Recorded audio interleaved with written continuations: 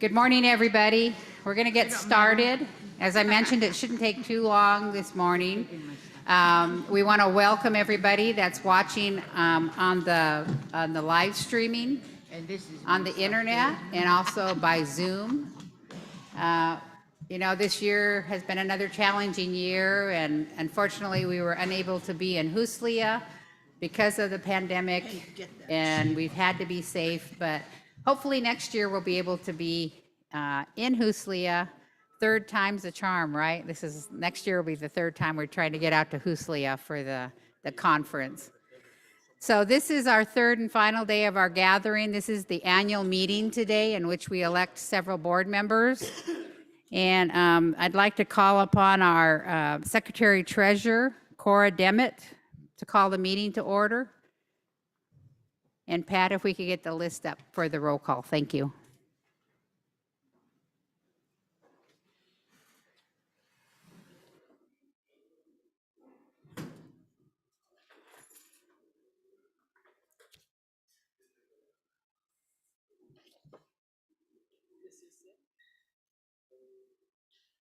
No, I think she has it.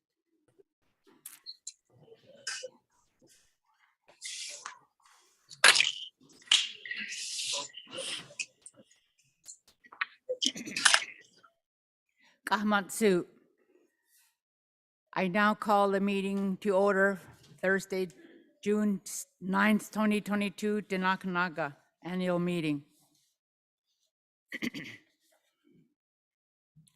And now I'd like to do the roll call.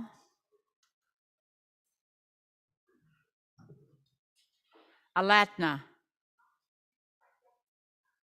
Alakakit.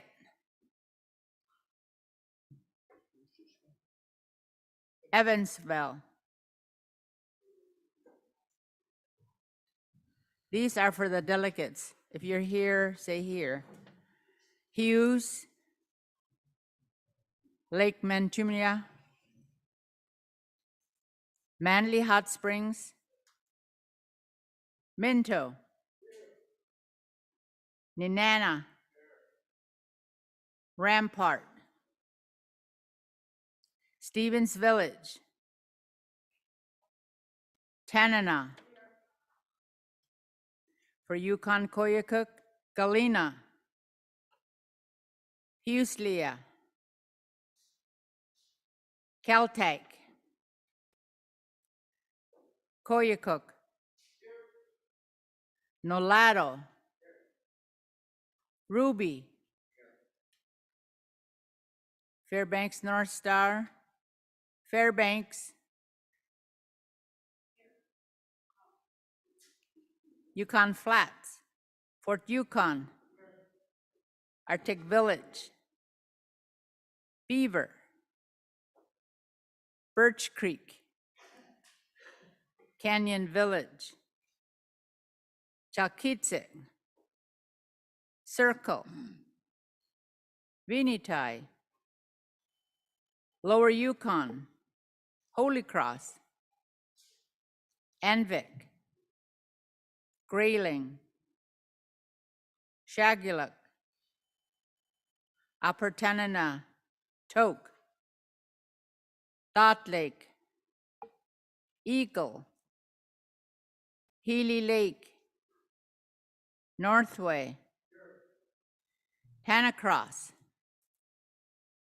Tetlin, Upper Kuskokwim, McGrath, Metra, Nikolai, Takatna, Toledo,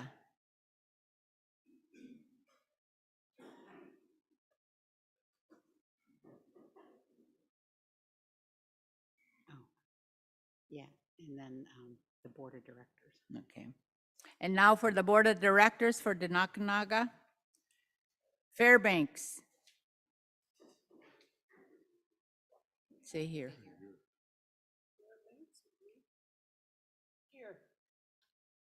Yukon Koyukuk, Just say the name. Jack Holches. Upper Tanana, Cora Dimmitt, here. Yukon Tanana, Andy Jimmy. Lower Yukon, Joseph Manelli. Kuskokwim, Ann Alexia. Yukon Flats, Margaret Henry John. And our youth representative, Natalie Newman.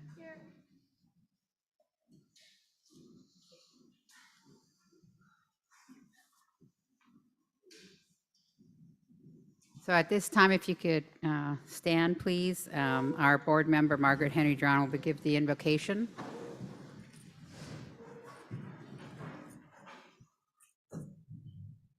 No ti iser na kulchek no resource tenu. E kwada ti kwenta ta kweda ta takti ha enli. Ti kina ta kunzik anti. Ta yenta kinan ti shi ti ki ti tsu ti han ti ti. Ta saken jetakora enta sakti ha enli ke kwada. Yenta tuna ta travel lili ta saksakowa enli. Ke kwada Tikten ta saktiha enli masito ke kwada chitritan masito. Amen.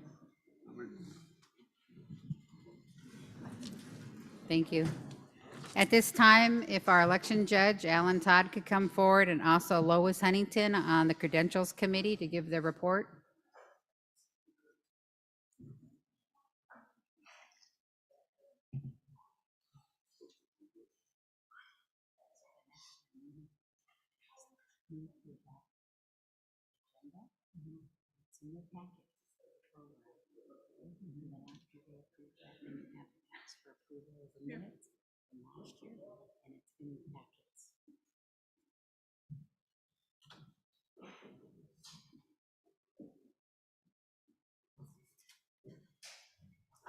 Good morning.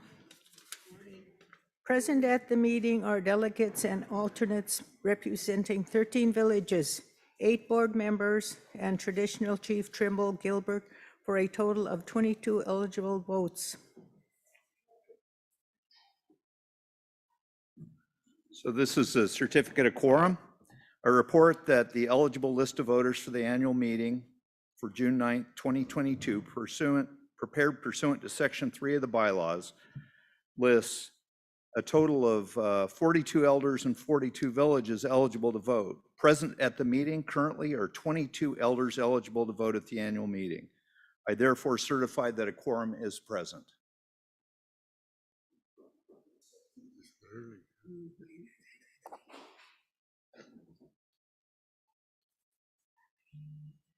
Is there a motion on the floor to approve agenda as read?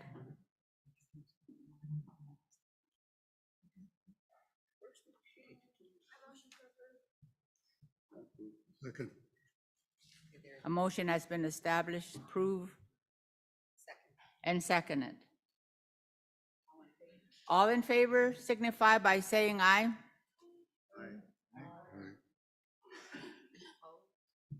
Any opposed? Motion passed. And then the second thing is that is there a motion and approval for June 10th, 2021 annual meeting minutes? They're in your packets.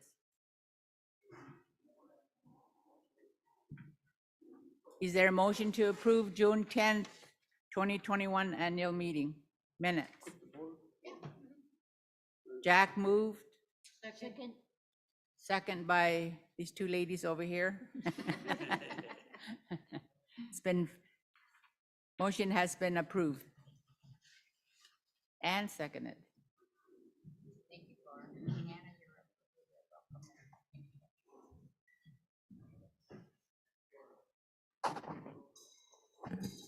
Yeah, we did. Okay. You're counted. Thank you and good morning. Welcome to our annual meeting. It's been fun so far. And I'd like to introduce I don't know how to do this. You can get up, the board members get up and introduce yourself. I'm getting old, I don't remember Cora. But thank you for being here. As you can see, we need more of our elders to come to this meeting. And I know there's a lot of things going on in the village. Some of them are having potlatch and all that. But especially for you, take this home to your council members, that this meeting should be a priority. Us elders have a lot of issues that have not been taken care of. And I'd like to see that these issues are talked about. And we thank you for being here. Let me see. My elders taught me to go with the sun. So I'm going to go with our youth first. Right here.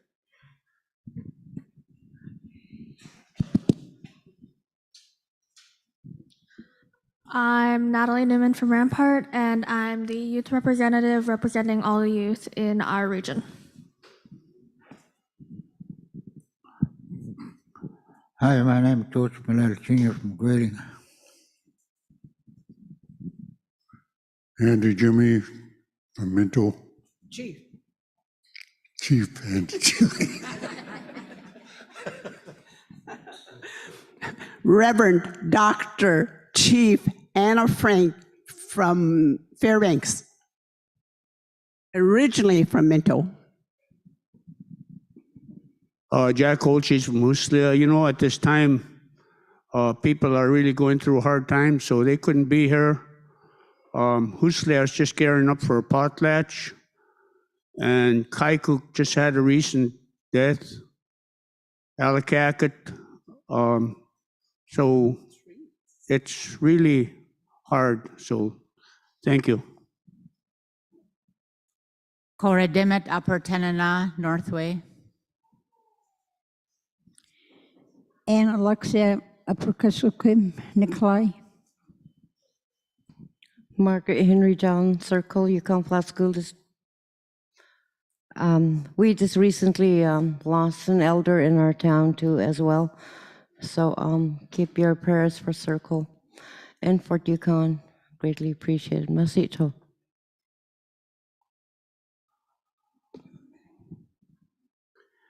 Thank you, board members. We're going to work hard this year. You don't take naps. So thank you for being here. Our speaker for us this morning is our director, Sharon, and she will introduce the staff. And staff, when they call your name, please stand. Thank you.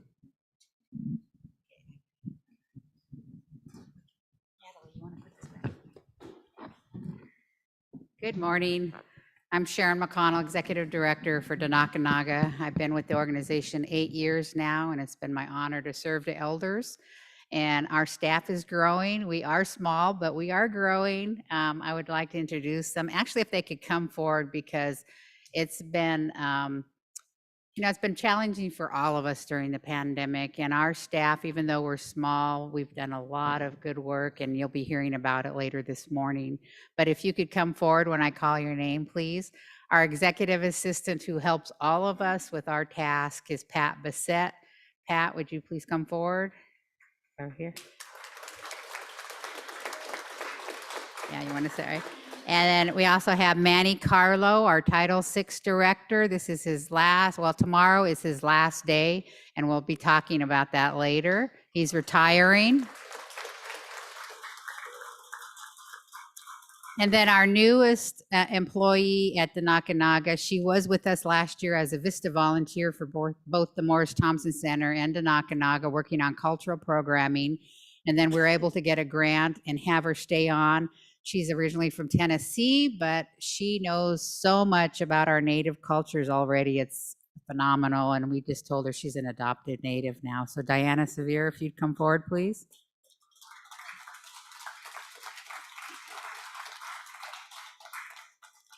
So this is the staff of Denakkanaaga, and then we always call upon our elders. Some of them are here in the audience, and we really appreciate their assistance when we talk to different organizations and groups and educate them about our Native people and our cultures. So please give them another round of applause. They work very hard for you. Thank you. So at this time, we're going to have the candidate speeches. As I mentioned, I don't think this meeting will go very long because they're running unopposed, but I'm going to call them up here to address you as the candidates. As I mentioned, we have 2 elder seats up for election, and the Fairbanks North Star Borough seat, in which Anna Frank is the incumbent, and she's running again, and also Lower Yukon seat E, and that's held by Joseph Millell. He is running again for another 3-year term. And then our youth representative, Natalie Newman, she is running again.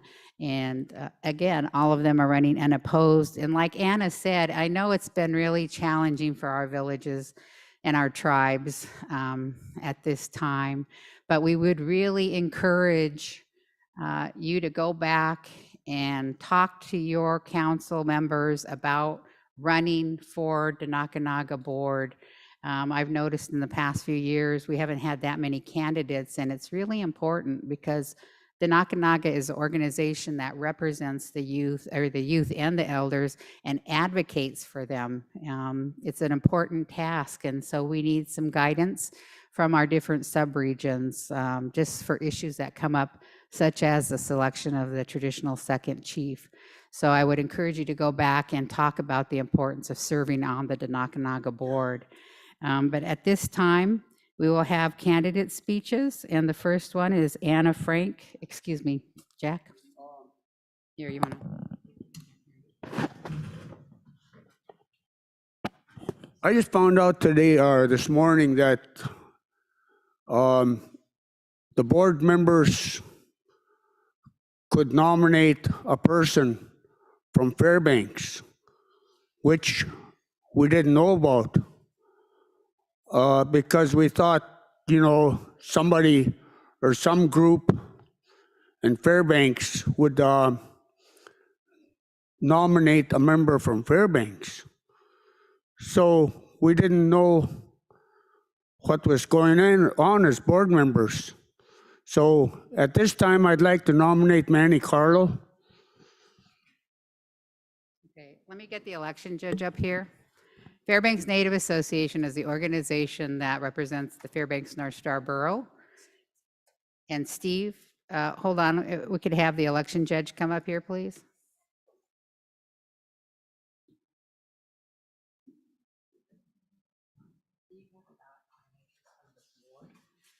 Yeah. And then, is that correct?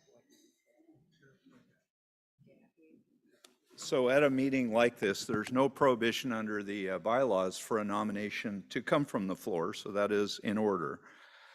First item. The second is there are 2 different ways that someone can be nominated. The first is either a village or a representative from a particular subregion can make a nomination.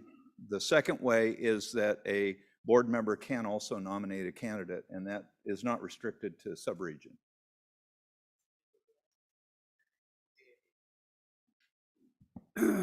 Well, regarding the Fairbanks North Star Borough representative on the Denakkanaaga board, the process has always been that it was the FNA Board of Directors that considered nominations, and so the Board of Directors of FNA make the selection. And so in this case, the board wanted Anna Frank to be the representative on this board, representing the elders here in Fairbanks. So, this is new to me. We weren't aware that there was such a thing as a bylaw that nominations and actually can come from the floor. But at any rate, my board are the folks that had made this decision. So I don't know where you take it from here, but according to your election judge, the bylaws can be, people can be nominated off the floor. That's the way I understood him. So, no, you didn't open no can of worms. There's just this clarification that I think everybody should be made aware of. So, when you have a process, and then it opens it up to people being able to nominate somebody off the floor. I mean, I think it's a good thing, but it also complicates stuff.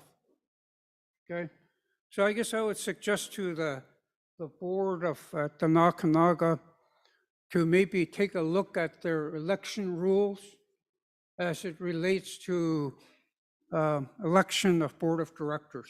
I think that's the only way you can resolve some of this stuff. So with that, I just wanted to clarify how F&A is involved in this process and who makes that decision. Thank you.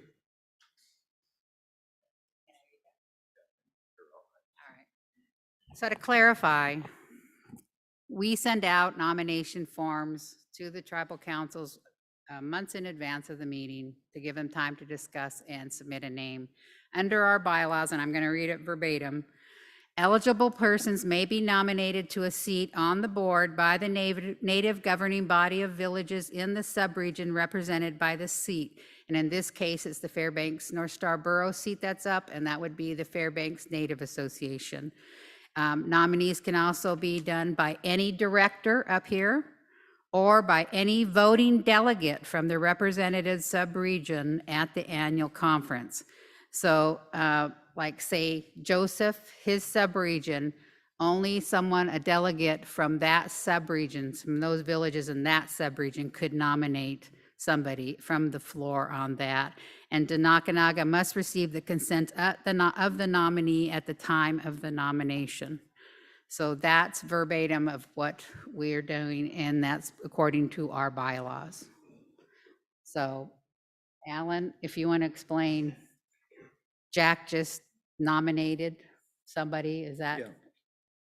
So the question is whether or not that's proper under the bylaws, and the short answer is yes. Again, nominees have to come either from the tribe within that subregion for a nominee for that subregional seat. They can come from a delegate who is here at the convention that is also from that subregion, or you can also get a nomination from one of the board members. Those are the three, I said two, but technically it's three different ways that they can be nominated, and that's in accordance with the bylaws of Denakkanaaga. So that, from my view as the Inspector of Elections, a nomination from a director is in order. It's appropriate.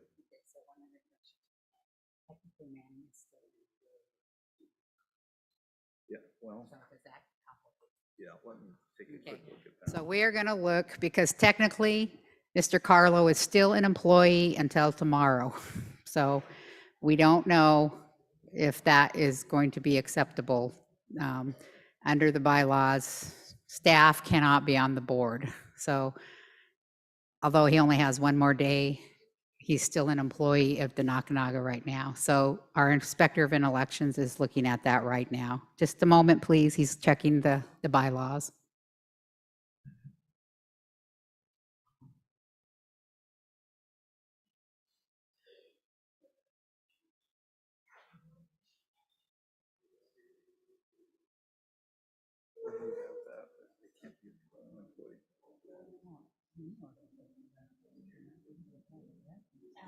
That's not necessarily true.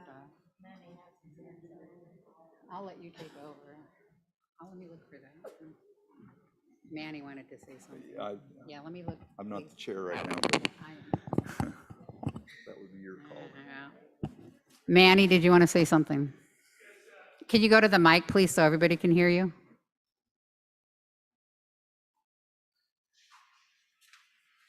Thank you for the time, and I respectfully quit at this time. Denakkanaaga.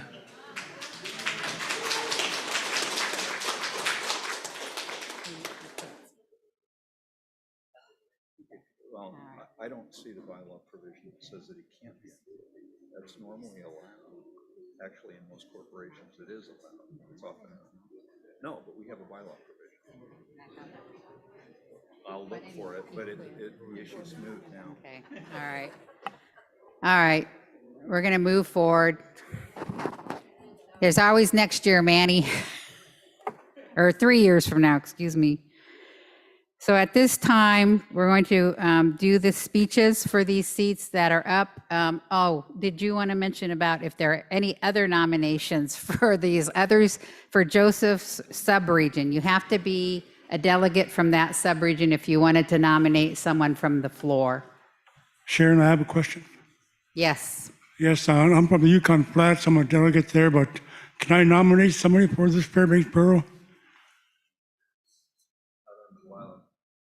So under the bylaws, if you want to nominate, in order to be, for it to be in order for you to nominate someone, you have to be either the village, so obviously the village can take action. Typically, that's going to be the tribal council taking that action.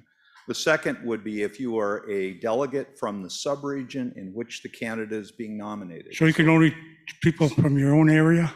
That's right. Okay. That's correct. Yeah, you have to be from that, you have to be a delegate from the subregion for which you're nominating the person. And there are 2 seats that are open for election. You would have to be a delegate from one of those 2 subregions. Okay, thanks.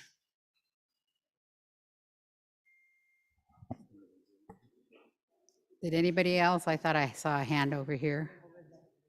Yes.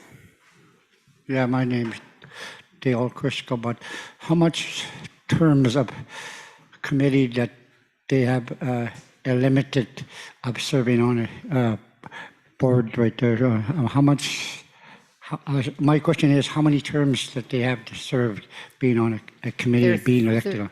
They're Yeah. 3-year terms. They serve for 3 years and they can run again. There is no term limits. Okay, I was just wondering about that, bring that up, so. No. Jack said his term's up next year. All right. There are no other questions. We're going to move forward with our speeches. Oh, one more. Eliza? Yes, can I nominate from Fairbanks area as a delegate? I'm a delegate. You're the delegate from Fairbanks? Yes. FNA, Fairbanks. So for the Fairbanks subregion, 2 possible bodies, I think earlier Steve Guinness had correctly pointed out that FNA has the ability to make the nomination. In addition, the delegate for the Fairbanks North Star Borough, which in this case is Eliza Winfrey, would also be eligible to make that nomination. And again, the third body that can make that nomination, or the third person, would be one of the directors. So yes, it would be in order. Okay. Okay, so I nominate Daisy Stevens. You have to ask her if she accepts. Daisy Stevens has been nominated from Fairbanks. Can you? She's a resident of the area. Yeah, I'll let you. Okay, so the question about whether or not someone is eligible to serve in a capacity is whether or not they're a resident of that region. It sounds like the board. Yeah. So there are two pieces to that, if you will. One is it has to be nomination from a proper party. In this case, Eliza does certainly have that status. And the second is whether or not she's a resident of that subregion. In this case, it would be the Fairbanks North Starborough. You know, everybody's kind of looking at me like I got the answers. But according to the election judge and his interpretation there, Liza has the right to make that nomination on behalf of FNA. I do have a little concern about that, though. I just wanted to express it.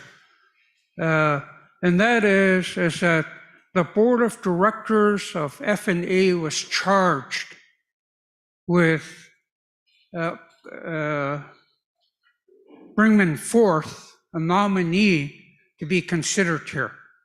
You know, and so that's why I'm talking about this whole process. I think needs to kind of be looked at, you know, in terms of your bylaws or whatever governs your elections.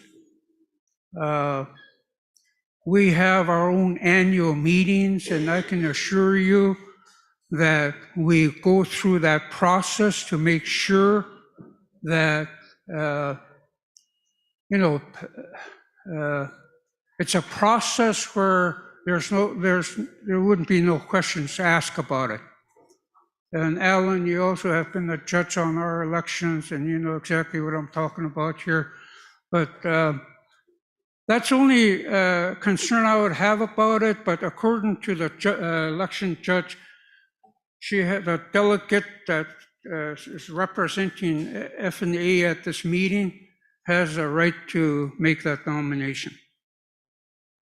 Thank you, Steve. And yes, just so there is also a question raised, how did we do this? So we send out packets about the meeting notice and nomination forms to the villages, and the seats that are up from the sub-region, they're the ones that can nominate someone. And for Fairbanks, we send that nomination packet and meeting notice to the Fairbanks Native Association. But as you just heard from our election judge, you know, a delegate can nominate somebody from the floor from that area if they choose and the nominee accepts. So we will look at this process because that has raised some questions about timing and fairness to everybody. So I'm going to pass it over to our election judge. So I'm just going to speak generally to the issue of the nomination process. The process, as I outlined, is what is spelled out in the bylaws.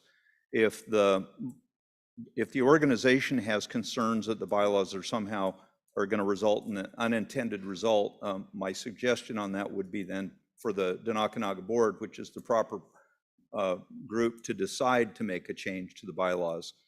Under your bylaws, any changes have to be at a meeting that's duly noticed 30 days advance notice. So it's certainly a matter that they can bring up, but it wouldn't be something that could be changed immediately.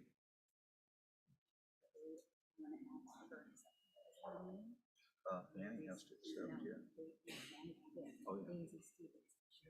But he quit as an employee. Okay. Just one moment. I'll let you. So before we move on, we accept ask her if she accepts. So again, just a little bit of clarification on this issue. Once someone is nominated, there is a requirement that they accept the nomination, and at that point, you know, they would be a candidate for the seat. No, not by parliamentary procedure. Yeah, there doesn't have to be. Margaret?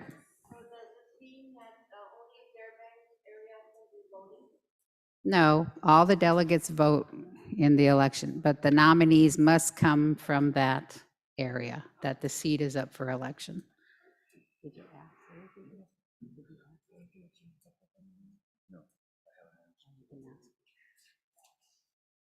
her? So there was a motion or a nomination rather for Daisy Stevens. So the open question then, Daisy, do you accept that nomination? Okay, so she has accepted the nomination. And The next question is, Manny was also nominated. Manny, have you accepted the nomination? Okay. No, but then he's still an employee of the Denakkanaaga. He quit? He's not today.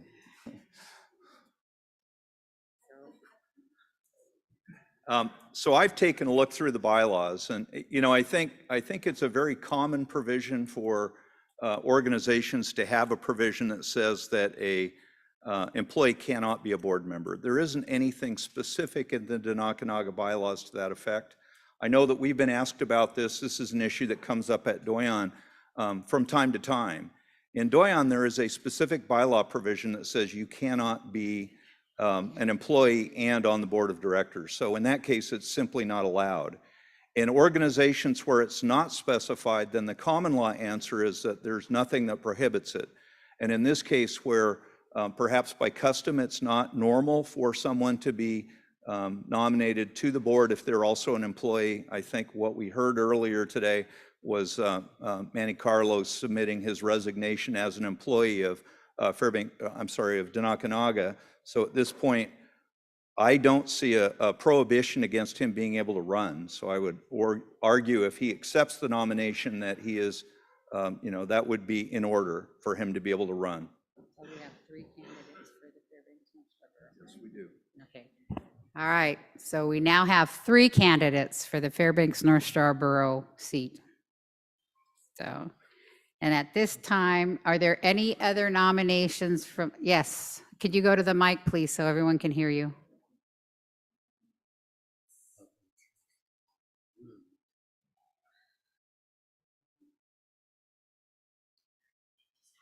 Yeah, I'm Paul Demosky from Nolato Delegate.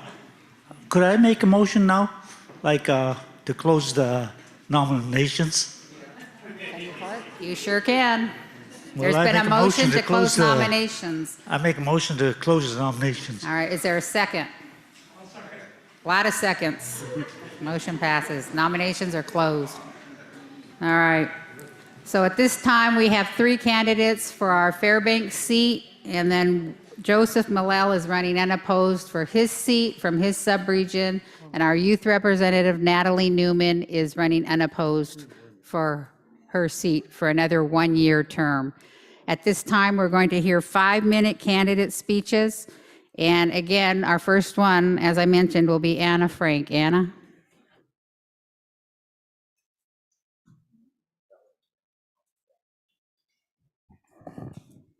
Thank you so very much for putting my name for nomination.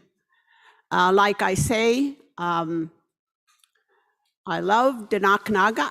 It's been wonderful 3 years working with our elders, and it's like an 8-hour-a-day job.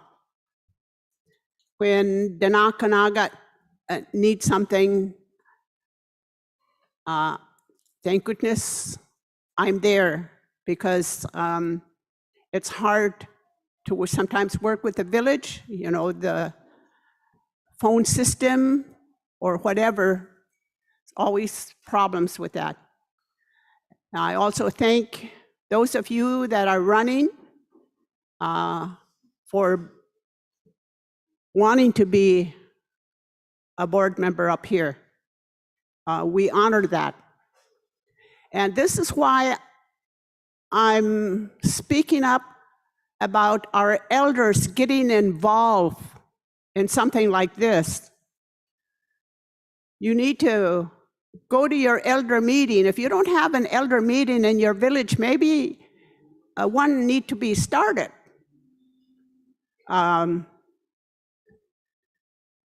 What can I say? It's been a long time, I think, working up to where we are today.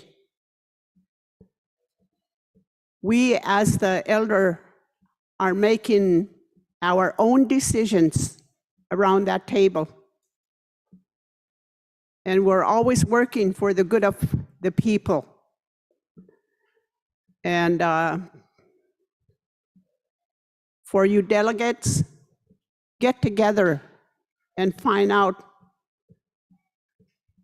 what is your priority. How can you help not just in Fairbanks, but out in the village? To me, the villages are important because I can see our elders don't have a lot of things what our city folks have. Right now, we're having a problem of where to put our elders. Some of them are staying with family when they need physical therapy and could be in a home. Issues like that. And we need to try and help. Since the COVID, some of our Native people don't have a worker. FNA tried to do that job, but because of the COVID, they could not get into the home of the elder and help them. Yesterday, day before, one of our elders fell trying to get into her chair. Now she's at the hospital, low oxygen, no worker. What do you do with someone like that? There's no room at Denali. The elder homes are full. We have no place to put our Native elders. They don't eat the food that they're used to. Because some of the homes say it smells too much.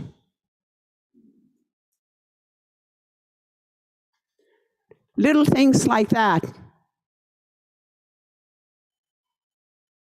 Some of them are put up at North Pole, where visitors don't get to see them.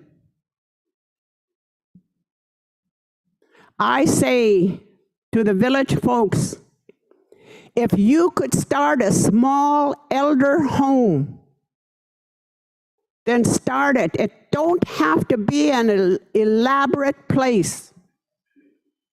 Get your young folks scholarships so they can go and work in this place. Send them to school while you're building this place. Like I said, our young folks don't want to work. Don't ask me why. Maybe we're not teaching them that. I talked about people like Andy and Richard. They went to work when they were teenagers. I know of an elder who died, went to work on the riverboats. Every check that he got, he gave it to his mother to help his folks prepare for the winter. Our young people do that? I don't think so. I think as an elder, we have to look at that. Where am I going wrong? And our kids come to us and say, can I have an iPad? Or we teach them how to work for that iPad. I think us elders need to get back to what our older people taught us. Dignity, honor. We have to teach our young folks that.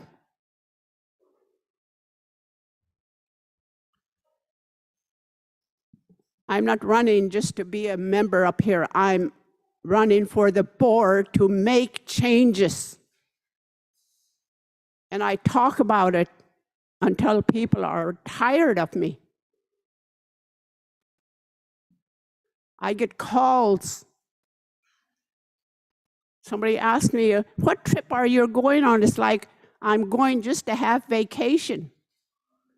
But let me tell you, when I go on a trip, it's rest for me. I rest. You could ask some people, they sit in my home or with me and my telephone is always ringing. That's the kind of work we need to do for our Native people. We just can't set it on the table. We need to push. I talk to Steve all the time. I talk to Brian. Thank God, Brian, listen. We need people who listen to us. We're not talking for nothing. I'm trying to prepare where we can put our elders and put them safely and feel comfortably. To me, Denali is a wonderful place, but there is no room at Denali.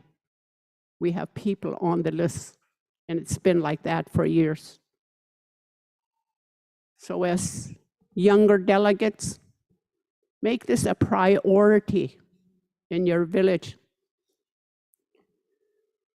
We put some people here in Fairbanks on Galena list.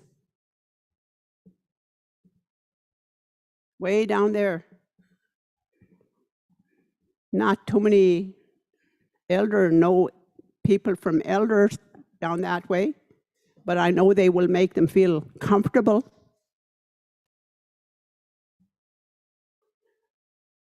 And when I become an elder and I couldn't help myself, I would like to see my family around me. I would like to see my friends around me. That's what keeps our brain going.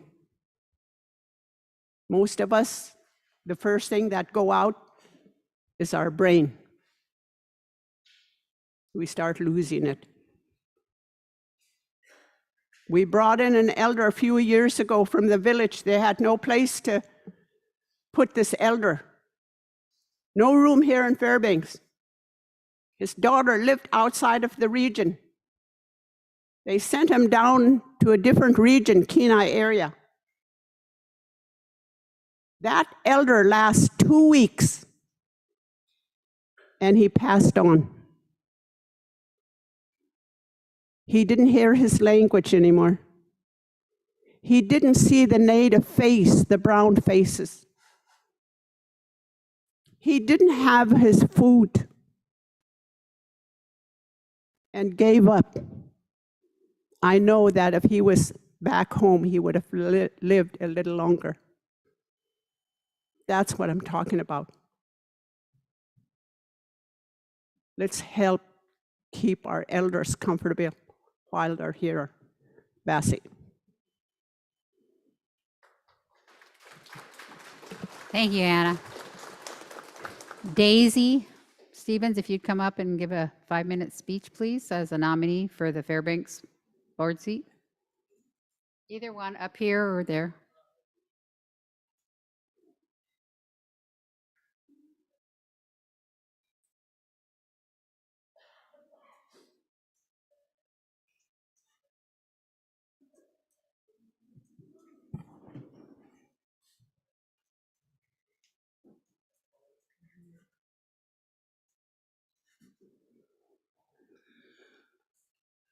Jugvangure, Van Gwinzi, Daisy Stephen Shori Ori, Guchar Guchiditli, Dinjijukia Ditsut Ayori. My name is Daisy Stevens. I'm from Fort Yukon. I'm a Gwich'in. My Indian name is Ditsutai, which was given to me by my grandmother, Sarah Abel, from Old Crow. Ditsutai means I am my grandmother's strength. She always said she used me for her strength. And I never knew why, because when I went to meetings with her, I found out that she needed an interpreter.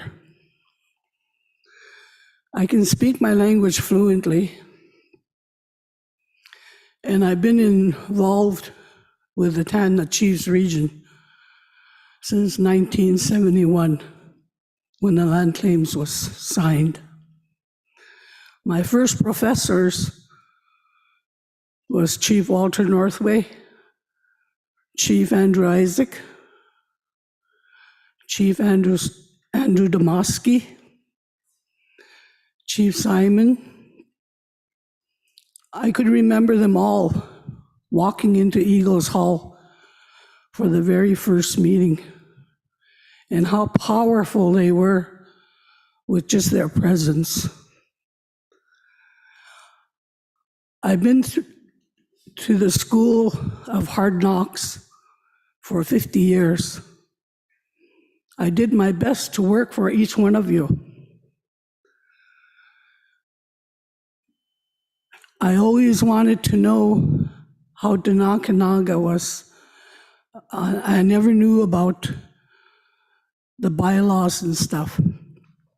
And I was happy to be here this morning to find out that we need to start working together, and we need to start working on these bylaws for the Denakkanaaga. And I am willing to be a part of it. I retired about 7 years ago, but my job was not over. I still get calls from different people in different villages, and they ask me to do this and do that, and I do it. I don't need to get paid for it. I love my people of the Tanna Chiefs region. I'm now raising one of my grandchildren, and unfortunately, there's a lot of us that are doing that because of drugs and alcohol. But I'm proud of them. I can't believe how much they depend on me. But when I say I'm going to a meeting, they know that they have to take care of themselves. One of the things that I would like to see happen is that we need to teach our young kids how to vote. Voting is very important in anything, whether it's locally, a city, tribally, statewide, nationally.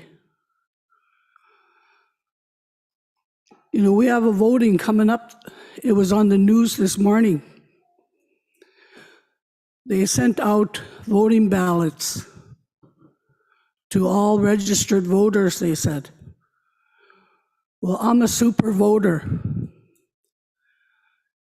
And that word came from the late Shirley Dementif, who taught me that you need to register and vote wherever you live, so that if something goes wrong, you can go and holler at the council. Well, I do that right here in Fairbanks.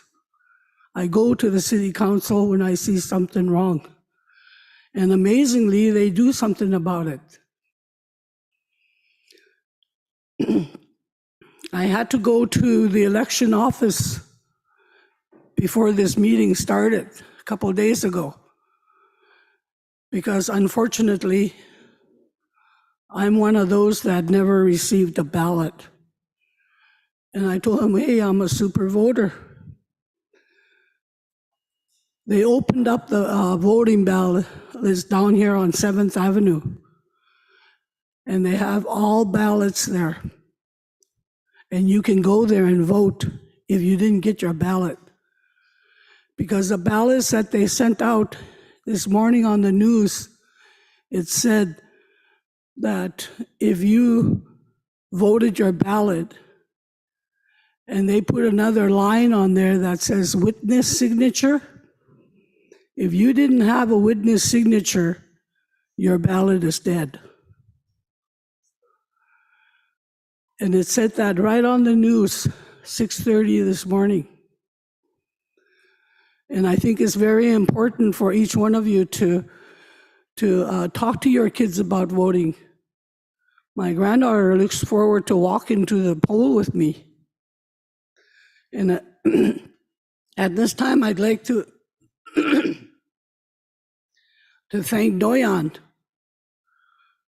because I approached them about having kids voting, and nobody else is having any kids voting. And I think that we should all do that. When you have your tribal voting, ask them to have kids voting. They can do that just with pictures alone, and that's how Doyan does it, and it's a success. And my grandkids look forward to voting every year during Doyan. When the COVID was around and we were not able to meet to vote, we had to do it over the phone. And my granddaughter said, "Why can't I vote over the phone?" So I went to Doyan again, and Doyan again had kids voting virtually. We need to teach our kids how to vote and how to stand up for their own rights. Because our kids, believe it or not, we are their only supporters out there. And we need to know that. When they want something, we're there. And so I just want to thank Eliza for nominating me. And I want to congratulate Anna and Manny and wish them the best of luck. Thank you, Daisy.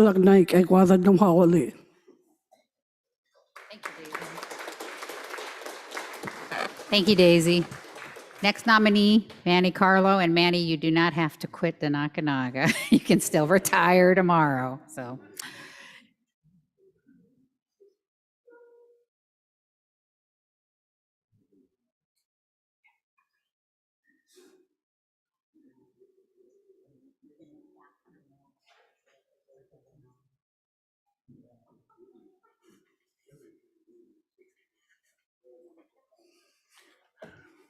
Good morning, everyone, and everyone out there on the teleconference.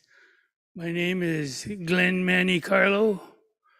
I am the son of Bill Carlo Sr. and Pauline Carlo, who I don't have to remind you was the founder of Denakkanaaga that I keep dear to my heart. I'm running not to cause any trouble or make a big thing on this board. I just want to make it more diverse and work together and be a part of it. I have a few things in mind I would like the board and help them make decisions with. And one of them is to make a trip to Anchorage and have a meeting with Cook Inlet, who runs about 6 or 7 housing for elders.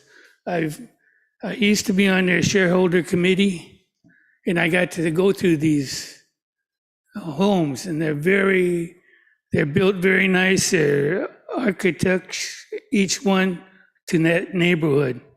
So they lift up the neighborhood and improve it. And, so let's not talk about it. Let's get going with it and find a way to make this happen. Also, I have a thing about, I've been trying to start this culture camp. I've been gifted with, from my mother and fathers and brothers and sisters, to be in the Carlo Trust with this land upon the Yukon River. And I'm sure I have my brother and sisters and mother and father's blessing to go ahead and start a culture camp up there for the elders and whatnot. It's only like a 2.5 hour drive. So we'll see how this one goes at the end of the month. And maybe we can start doing something up there to make it a reality. Like I said, I've been here in Fairbanks since we moved here in 56, 57. I was 5 years old. And I started selling papers at an early age. I was only 6, 7 years old. And I always bought my own clothes. Always had to make sure I had $1.10 for the next day, to buy 10 papers. And then I was good. I was a street seller. I've worked hard all of my life. I had good parents who taught me the ethics of working, getting up early, making it to work. And nobody has to tell me how hard it was to prejudice showed on you, because I fought it all through my working career. And that was just to work harder, to be better worker than the white people were. And then I didn't have no problems. But anyways, I want to be on this board. I want to work together with the board, and let's make things happen. There's a lot of work to be done. Thank you.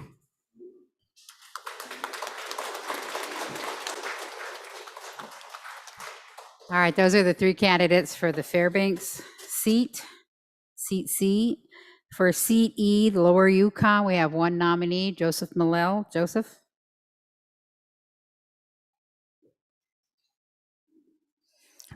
Good morning.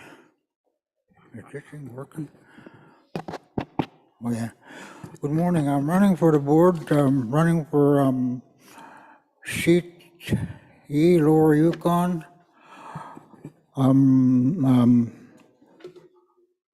Lower Yukon is Grayling, Anvik, Holy Cross, and Saglook. I represent those villages, and I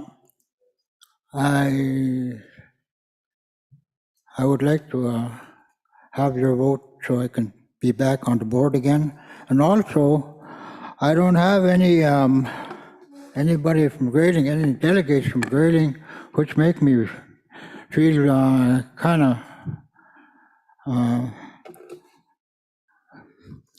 of sad, because I feel like the 4 villages I represent don't realize how it's important for these people to be up here. Okay, thank you very much. Natalie? Thank you, Joseph. And now for our youth rep who's running unopposed is Natalie Newman of Rampart.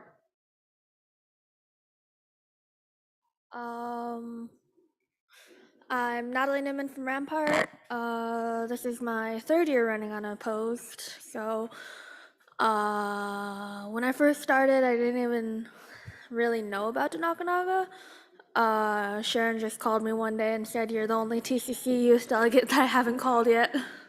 And so I decided to run because I love working with elders. They've always been a part of my life. And I just really think it's important for youth to get their voice out, because sometimes people just don't speak out, and people don't really talk. And a lot of times people my age are scared of elders, which is kind of weird. But thank you, I guess.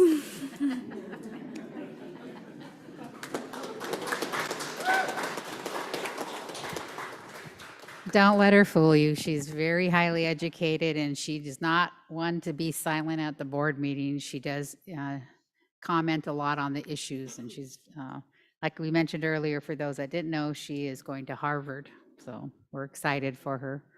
Alan, We are now going to do the election, and then while they're tabulating the votes, then we are going to provide a report to you on our finances and the organization. But I'll let Alan go into the process for the election. Okay. Do you want to approve the two candidates that are unopposed and just run the ballot on them? Yep. Okay. So one of the recommendations as Inspector of Election that I have is that we, as a group, approve the two candidates that are running unopposed. And so I would open the, Madam President, if you would like to go ahead and take a motion to that effect. Is there a motion to accept the two unopposed seats to re-elect Joseph Millell and Natalie Newman to their appropriate seats? All right, Andy Jimmy has moved. Is there a second? Margaret, second. All in favor, say aye. Aye. All opposed? All right, congratulations. You're re-elected to your seats. Thank you.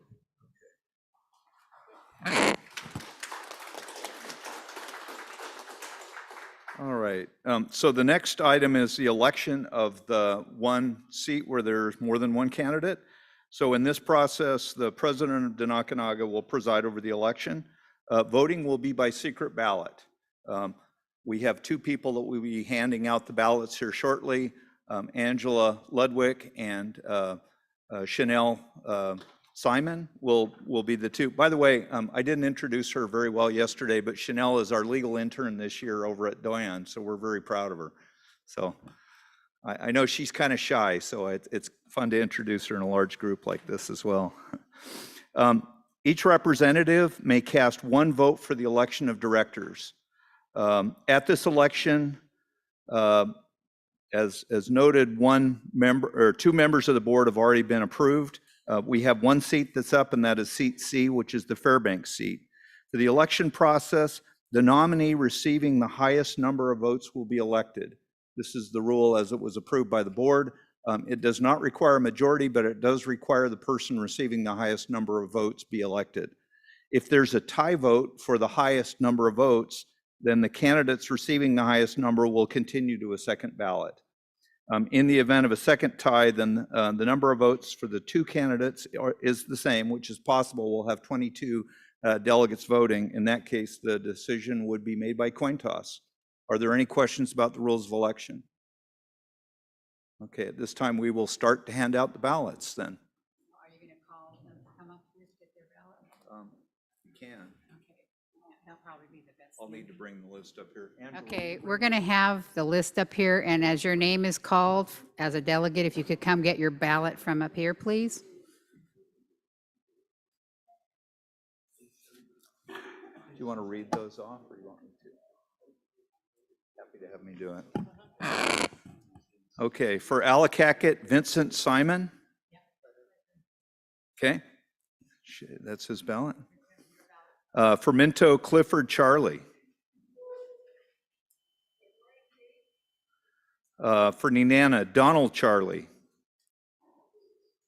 For Tanana, Lois Huntington.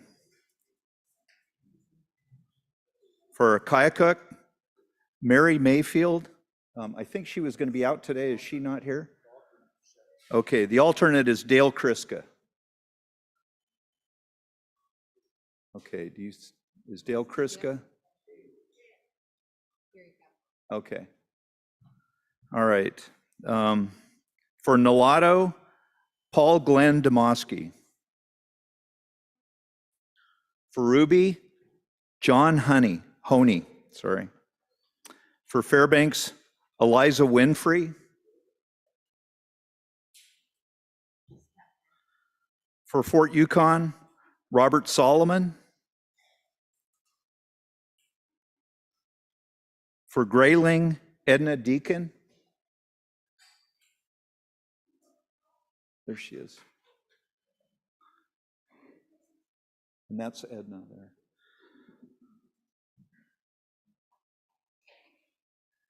For Northway, Gerald Albert.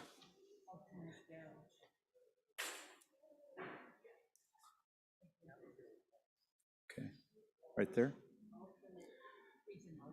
Okay, is that Gerald? Okay. Yeah. For Tanacross, Alfred Jonathan.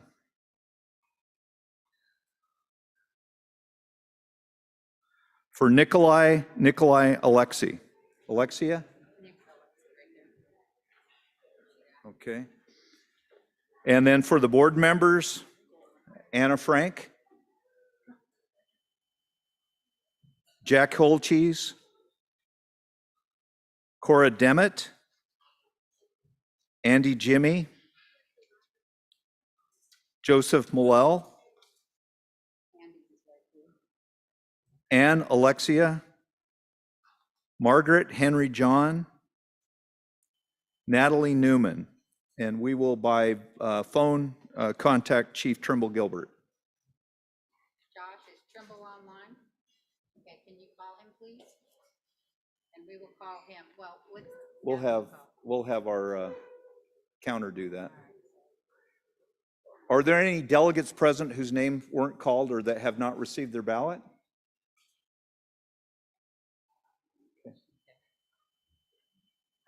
All right.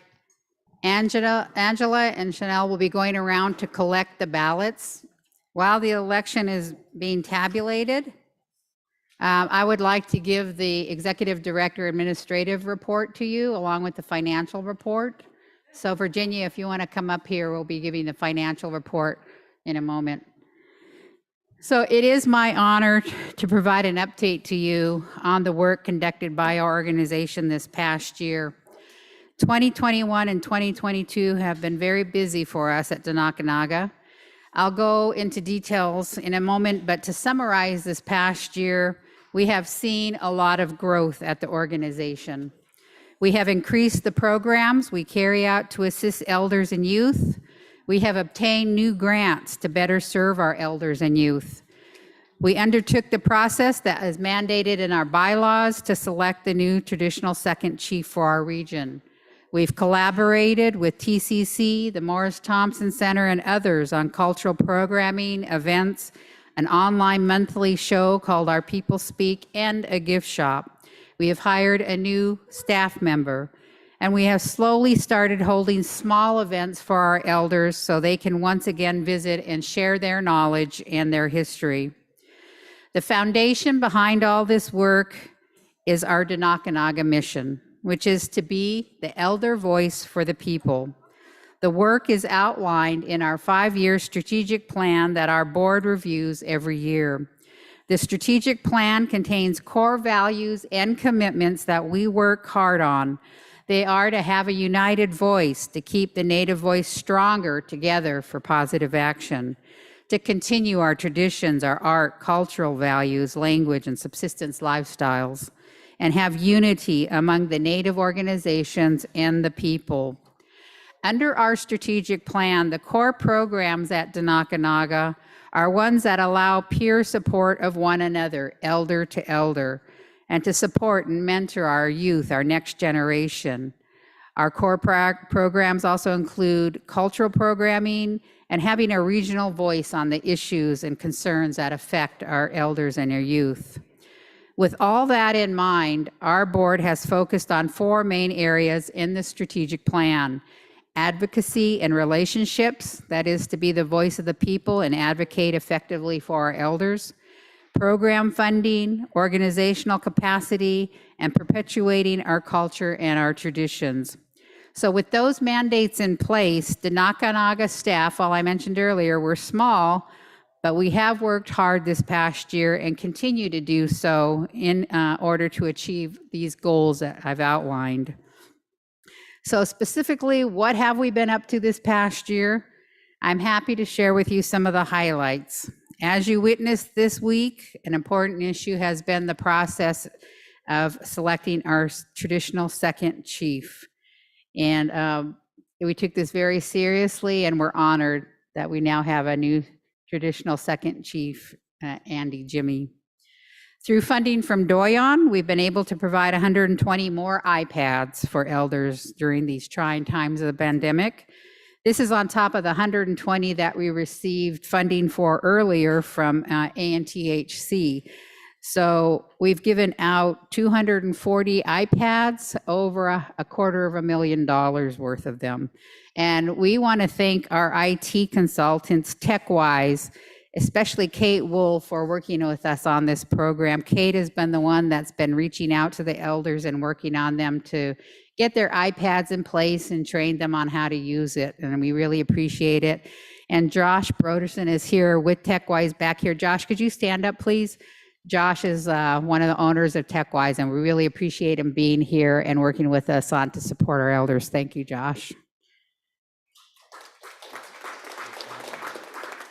I want to say too that Kate shares with us all the time the comments she gets and photos she gets with the elders as they're learning to use iPads, and they're so happy to be able to have them so they can download books. They found out they can order groceries online if they're in Fairbanks, and they can FaceTime with their family and friends.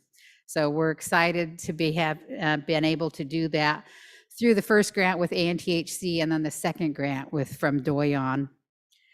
We've also secured new grants to carry out our work more effectively. We're pleased to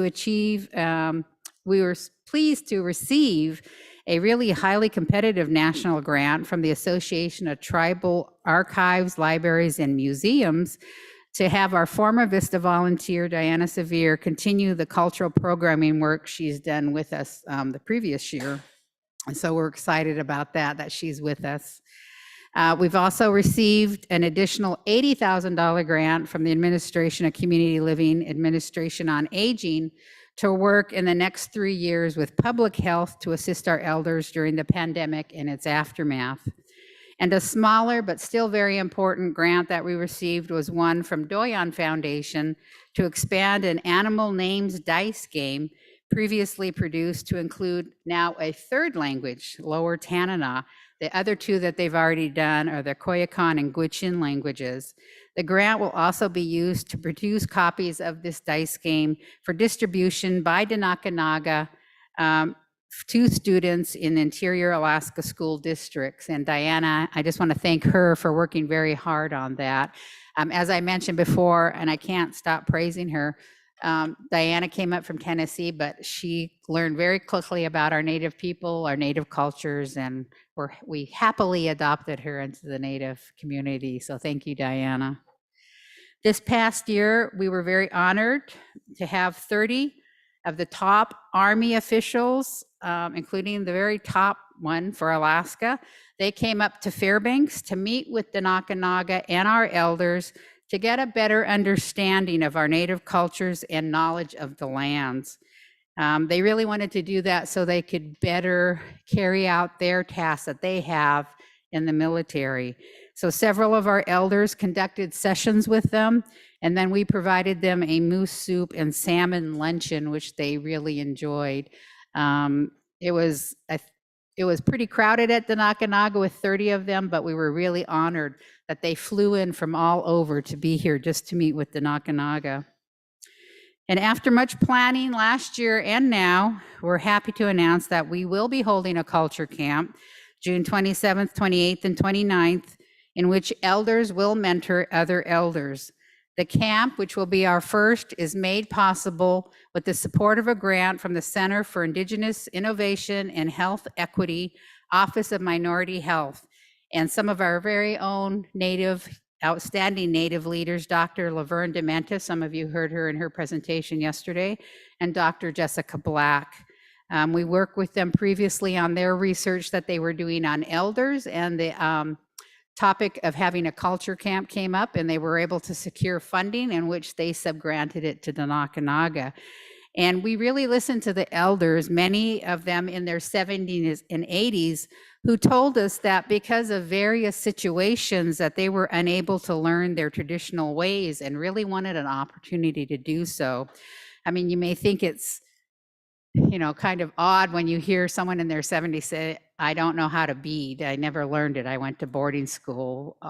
We've heard about generational trauma, and that's what we're seeing. So this camp, we had first set the requirements for those to be in it were from 50 to 60 because we wanted to mentor the younger ones. But then we heard from these other folks in their 70s and 80s and said, hey, we want to learn, too. We don't know it all.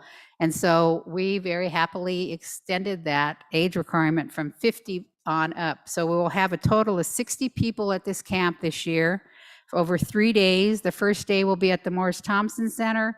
The second day, half will be at the center, and then half will be going to the Howard Luke camp. And then the third day, we will all be back at the Morris Thompson Center. The reason you're wondering why are we at the Morris Thompson Center for this camp is several reasons. The Denakkanaaga is located there, but we also, in collaborating with the Morris Thompson Center and TCC on this camp, is that we wanted an opportunity too, as we're doing these sessions on our various activities, to educate those that go to the Morris Thompson Center. You heard Sarah Harriger, the executive director, in her report Tuesday, there's 150,000 plus people that go to the center, and they're all wanting to know about the Native people. And what better way to let them know about our Native community is to give them a firsthand look about what it's all about. So the camp will have sessions outside of the Morris Thompson Center in which we'll have youth volunteers explaining to the visitors what's taking place.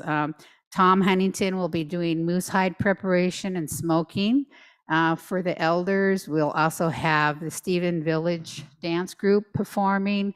We'll have the youth there doing their Native games. And then we'll also have beading, tufting, and Charlie Wright very graciously is helping us get some fish so we can offer sessions in how to properly cut fish. So it's going to be exciting times there. This is the first year, and then hopefully we do have funding for next year, and we hope to expand the camp into a longer camp next year. So we're very excited about that. And so as soon as this conference gets done, me and the staff will be busy getting ready for that camp. So we're happy about that. Another major focus of ours this past year has been continuing to expand our cultural programming in collaboration with other organizations, primarily TCC and the Morris Thompson Center. We now have a small gift shop in our office in partnership with TCC that features arts and crafts from our elders and the region's Native artists. And each month we also hold a pop-up sale the second Friday of the month. And actually our next one is going to be tomorrow. So if you're still in town, we'll have various Native artists there selling their crafts directly, as well as the items we already have in the gift shop, which is open every day. Our People Speak, the monthly online series that we do, features elders and Native leaders. That continues to be produced. The programs are based around seasonal themes, highlighting our Native cultures. We also continue to lead the Alaska Native Cultural Coalition of the Interior with TCC and the Morris Thompson Center. The coalition meets quarterly and hears updates on each other's work and collaborates when appropriate. And again, Diana is in charge of that for us, and she does an outstanding job on that. We also continue to do our services under the federal Title VI program. That program is funded by a federal grant through the U.S. Department of Health and Social Services Administration on Aging. Through this program, Denakkanaaga provides outreach, information, referrals, advocacy, and support to elders in the 8 communities on the road system: Dot Lake, Minto, Nenana, Northway, Tanacross, Tetlin, Eagle, and Tok. Tanana Chiefs, they do the rest of the villages under their own Title VI grant, and then the Fairbanks Native Association covers the Fairbanks area. You will hear some closing comments from Manny in a few minutes as he's leaving us as the director of Title VI. We're sorry that he is retiring. He's got a very good rapport with the elders, but we know he's looking forward to spending more time at his cabin on the Yukon River. Gaming, Denakkanaaga remains a part of a multiple beneficiary permittee pull tab operation called United Charities. Through this, we receive funding with 4 other entities: the Alano Club of Fairbanks, Sea Dogs and Juneau, Juneau Youth Wrestling Club, and Sports Unlimited of Juneau. There are 4 pull tab locations under this operation. 2 are in Fairbanks and 2 are in Juneau. And we receive monthly checks as a beneficiary, which averages now around $6,000. And that money we use towards our operations, including some of our salaries, paying the bills, and of course, holding this conference. So that's some of the highlights of our work this past year. In closing, I want to say we're very appreciative of the collaboration that we have with other organizations and entities, such as our sister organizations like FNA. Steve has been very gracious in being here for the past 3 days with us at our conference, and we do appreciate that, as well as Brian. I don't know if he's here right now, but Brian Ridley and Sharon Hildebrand from TCC, IRHA, Ori, and who am I forgetting? Those are the main sister organizations that we work with, along with the University of Alaska, the military, all these organizations and individuals as we carry out our mission. And what I always say about this collaboration, really what comes out of that is a better services and programming for our elders and youth, and an opportunity to educate others about our Native way of life. And I'm very, very thankful to be part of this work. So that concludes my report. And right now, Manny, if you'd like to come up and say a few closing comments before we get into our financial report. So this will be his final Title VI report.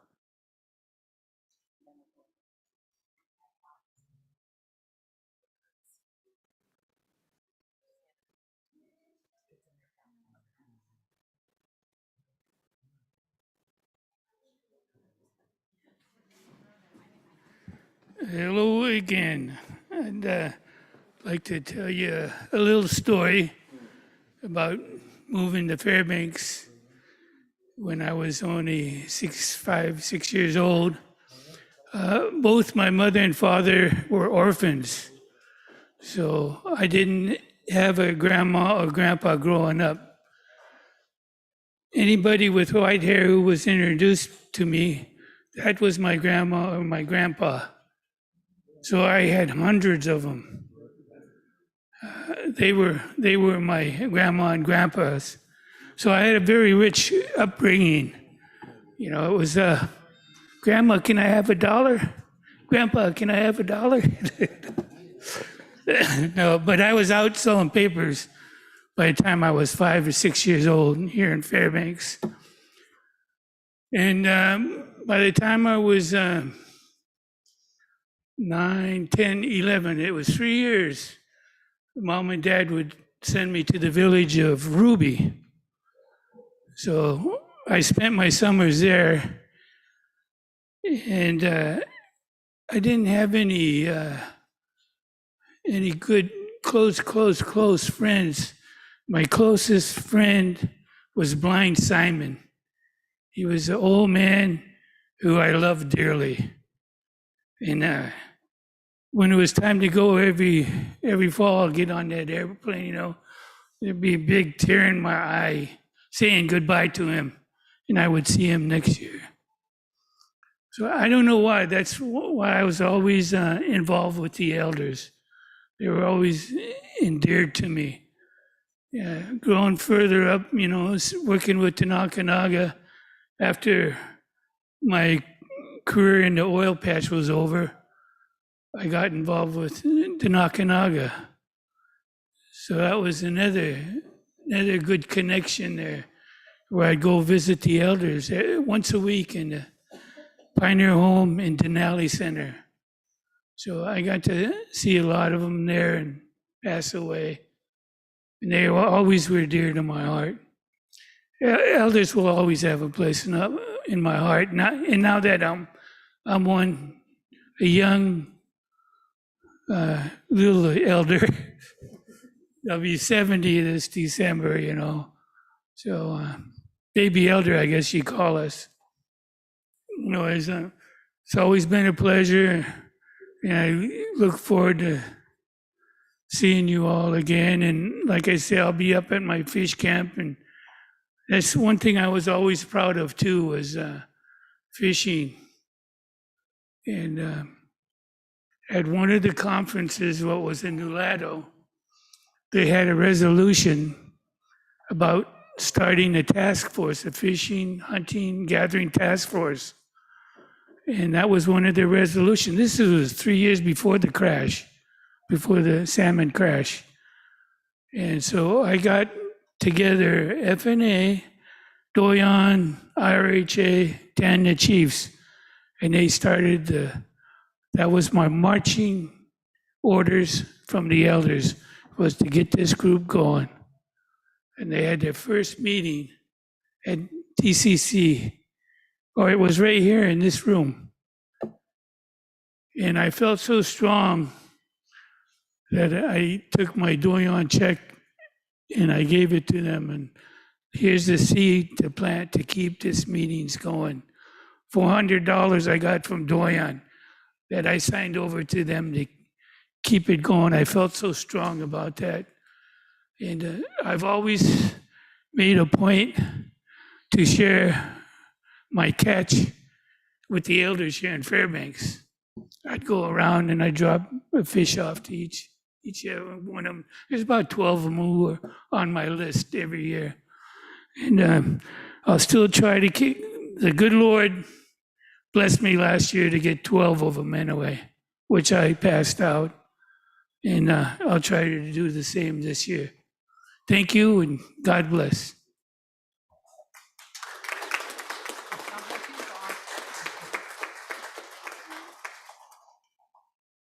Thank you, Manny. And like I said, the elders just love visiting with him. So we are going to miss him with the Title VI program. Our last program report is the financials, and we have our CPA, Virginia Farmier, here with us, and she is going to go over them. They are in your packets, so if you want to bring them out, please. They're in your little packets, these little bags that you all got as delegates, and she'll be reviewing that with you.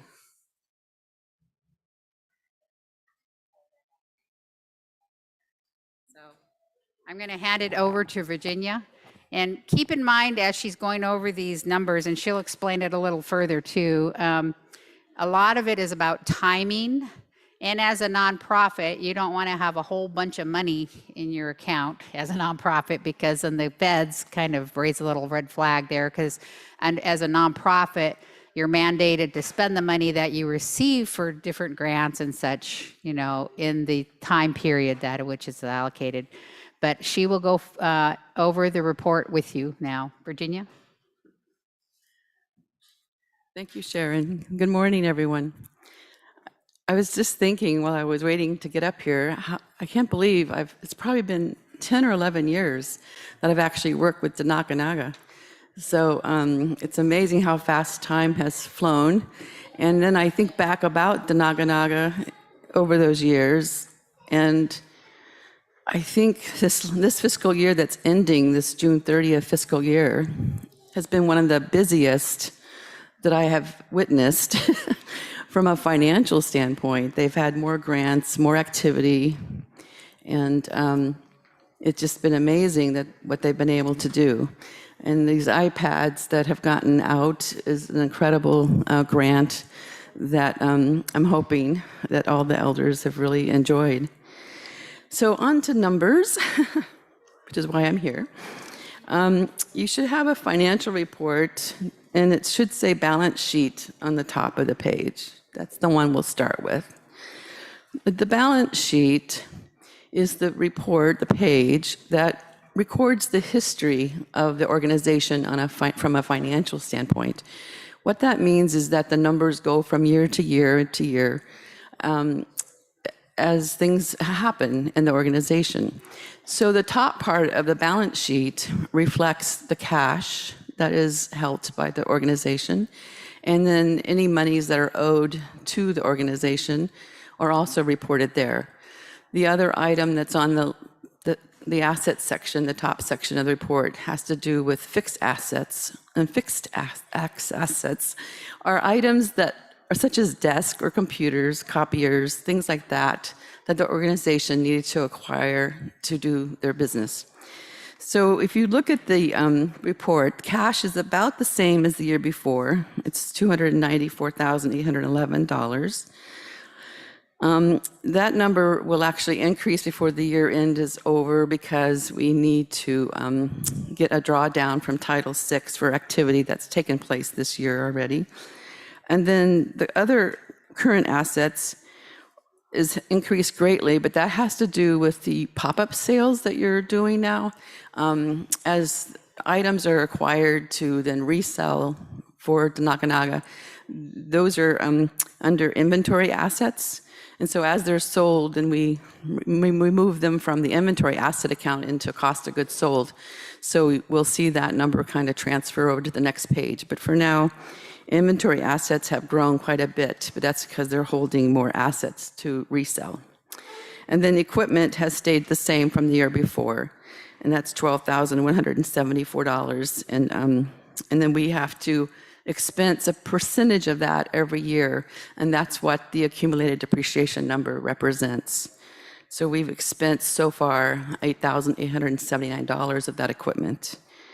So that's your total asset information. I don't know if there's any questions about that. Okay, so then we'll move on to liabilities and equity. So what liabilities are, it's monies that the organization owes to someone else. So in your case, the only monies that are left showing owed at May 31st are payroll liabilities.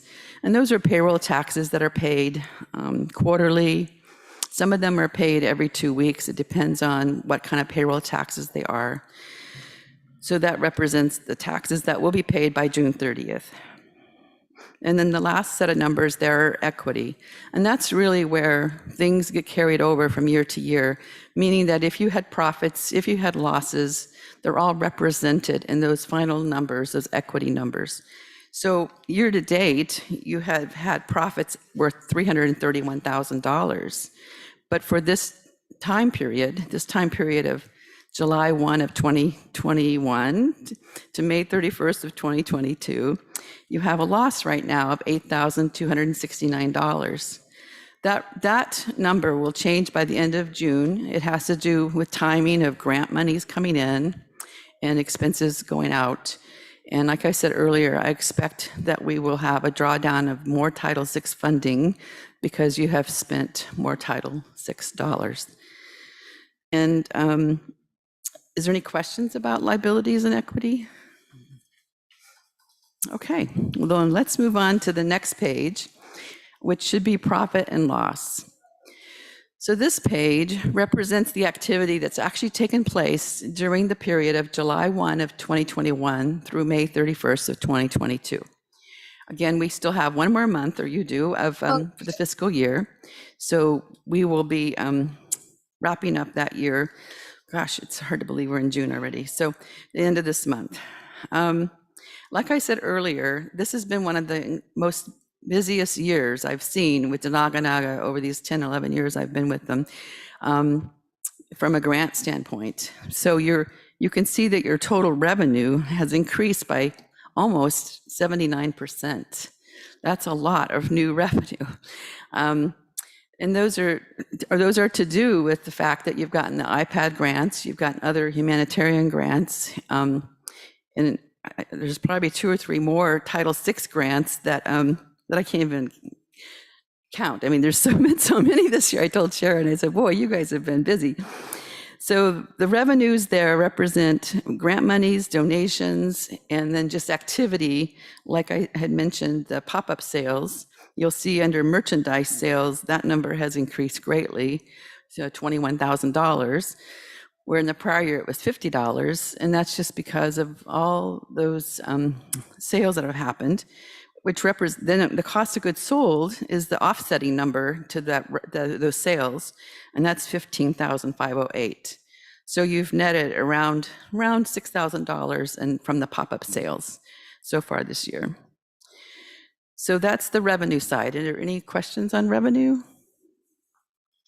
Okay, so then the expenses are representative of the revenue, because that's what you're doing. You're buying the iPads with the grant money you got in, you're doing Title VI activity with the grant money you got in.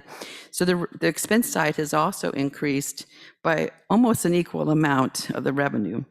So expenses are up 65% over the year before, but most of that money has to do with food boxes or shelf-stable meals.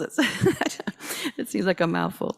So you've had to spend a great deal of the grant monies for shelf-stable meals, and then also the iPad project, and then the cultural program that's been kicked off this year and is planned for the end of the month. So those are why the expenses are up, but also why the revenue is up. So again, timing has a lot to do with the numbers. They'll change between now and the end of June because more activities taking place. But expenses are in line with the prior year, other than the changes with the grants. So are there any questions regarding that? All right, well, I appreciate being here this morning, seeing all of you, and I'm glad it sounds like you've had an incredible conference, so have a good day. You know, as a nonprofit, it's very, very important that we really keep strict guidelines on our finances. And it's always nice that Virginia's been there for us. And she is a very, very busy lady as a CPA, and she's involved with a lot of different other organizations. And we're always amazed that she takes the time to spend some of her time with us at Denakkanaaga and working with us. And so we have a small gift for you, Virginia. We just really appreciate, and she also gives us a discount on her pricing. So we really, really appreciate that. Please give her a round of applause. She really deserves it. Show everybody.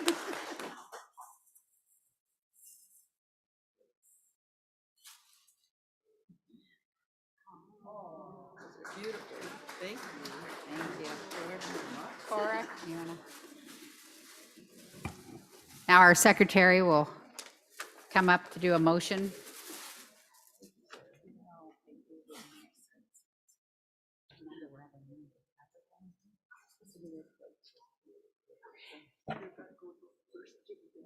Is there a motion on the floor to accept the administrative report, the Title VI program report, the Denakkanaaga financial report?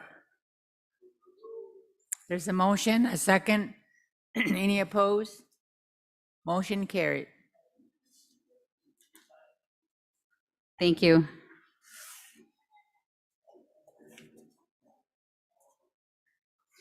At this time, if we could have Manny come up here, please. And Dorothy, could you come up here, please? Dorothy Summer. And Manny's family, if they'd like to come up. Wally, I don't know if any of his other brothers are here.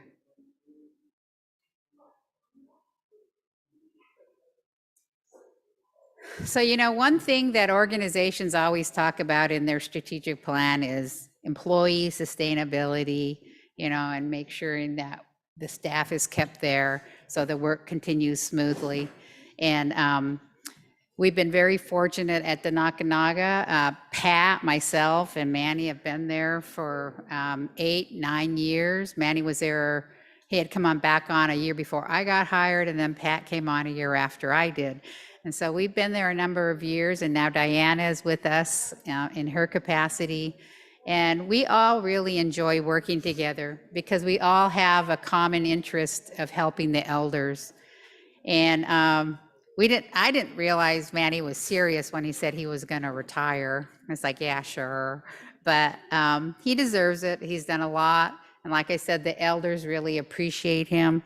And Manny, we have a little gift. You told us what you wanted, so. Come on over here, Manny. This is an iPad. It's not one of the iPads from the grants, so don't worry. But I'll just stick it. And then we just wanted to give this to you and say a big thank you. I know we have some comments from people in a few minutes. But Manny, enjoy your retirement, and thank you, thank you, thank you for everything you've done for our elders. Thank you. Manny.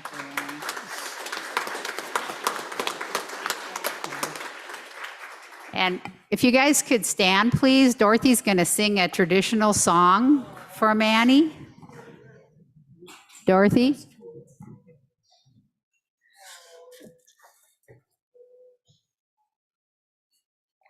This is Dorothy Summer from Nolato.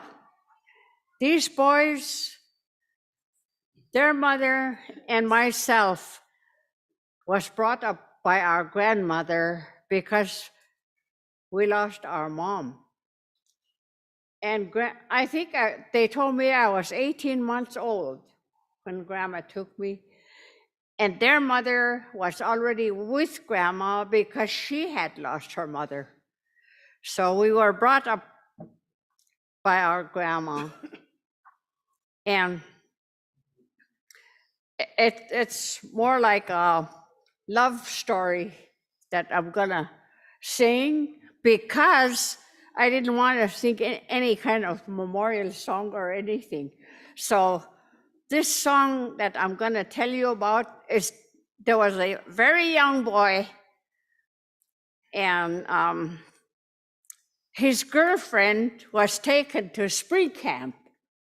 And he loved her, and I guess she loved him, but she was taken away from Nulato. They took her to spring camp, the parents. So this guy got so lonely. There's a hill right coming into Nulato. He got up there on the hill and said, "You younger kids have to listen to my love story. I'm going to get up there and sing my love story." And then it was, he explained to them what it was all about. And because it was in our language, so he said, "I'm going to talk about the crane. It's springtime, the cranes are out." So he said, "Is you the crane? You could travel far further than I could. So you're going to go there and let my girlfriend know that I'm thinking of her." And so it's in my own language. It's a native love song. Dilla dule, dilla dule, dilla dule, dilla dule. Nenyan adit nisnes ho, nado de lo lil sen. Makani tlait anoni sit seda zioze. Hia dule, hila dule, hila dule. And this word, Denakkanaaga, like everybody say Denakkanaaga, the way we say that is Denakkanaaga. This is our correct way of saying this word. But everybody else knows the word like Denakkanaaga. So if I'm talking to my own people, that's the way I would say it to them, Denakkanaaga, like everybody else. But really, the way we pronounce it, if we were speaking our language, we'd say Denakkanaaga. So, thank you.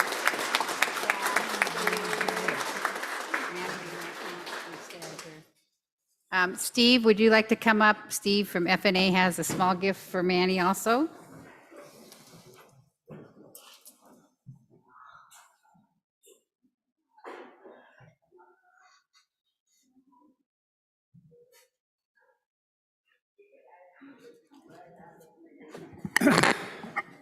Well, Manny, on behalf of FNA, I wanted to present you a little gift. But before I do that, I just wanted to mention his mom, Pauline Carlo. She once told me that she thought of me like a son.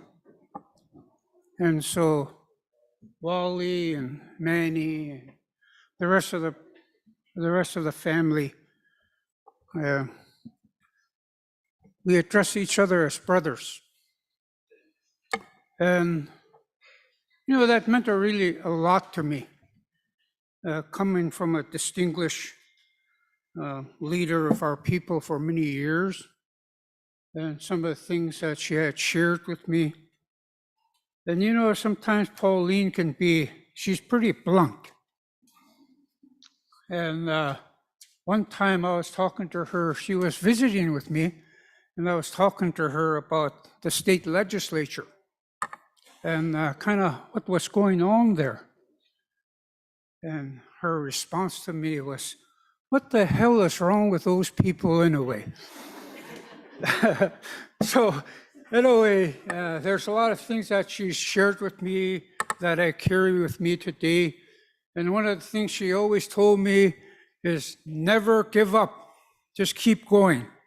And I tell you, I had very challenging times when I first took over Fairbanks Native Association. And I continued to hang in there. And like I say, I'm going to be there 14 years in November. But anyway, Manny, one thing about Manny, I don't know if we would recognize him if he didn't wear that little round hat he got on his head. I swear to God, he was born with it. And we were in Nolado at the Denakkanaaga annual meeting. And he said, "Here, try this on." So I put it on my head, and I had my iPhone, got camera on it, right? I wanted to see what I looked like. So I turned it on and I looked at it. I looked like Charlie Chaplin. Anyway, brother, on behalf of FNA, I know you like arts and crafts, so we got this dancing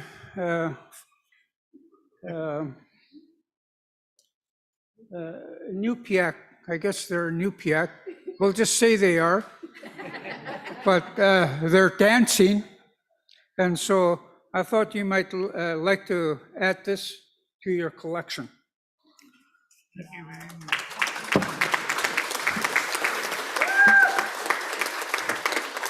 And the last thing I just want to say about Manny is that I know he has a love of his heart of our elders.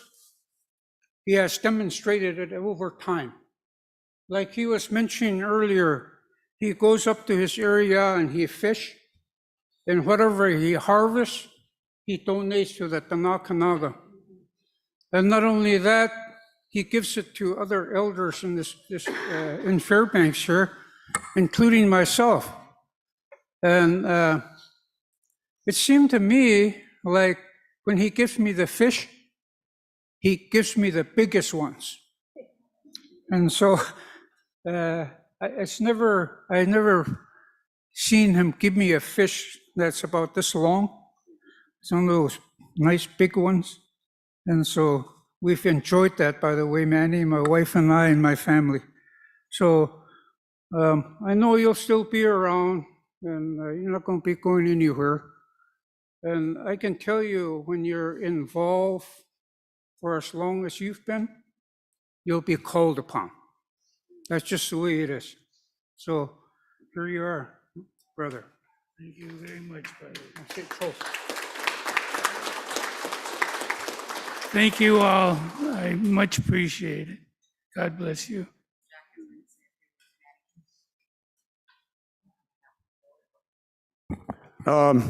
on behalf of the board, you know, it was good. It was remarkable what Manny was doing. Him and Pat, you know, it's what's called unity. They worked together and they delivered food to the people on the highway. And it's really good to work with this board. I learned a lot. I thought I was the youngest, but I got beat by a couple of years, I guess. But it's really good to work with this board, and I learned a lot. And I'm excited. You know, first time I'm excited about going home, because the village of Huslia is going to honor 12 people. And you know, when I mean honor, it's a celebration of their lives. And it's the way that the people make them carry on in their journey. And it lifts up the people that throw the potlatch. Long time ago, they never used to have gifts. It used to be food, because food was hard to get. So if a hunter was lucky, he gave food to the people so that the people that passed could continue on their journey. And the people that are thrown potlatch are healed. They're healed. They're letting their people go. That is what I learned from our elders. And it's a good thing, you know, to listen to elders as they speak, because you learn more. I learned from Joe, I learned from Andy, and I learned from our chief. I learned a lot since I joined this Denakkanaaga board.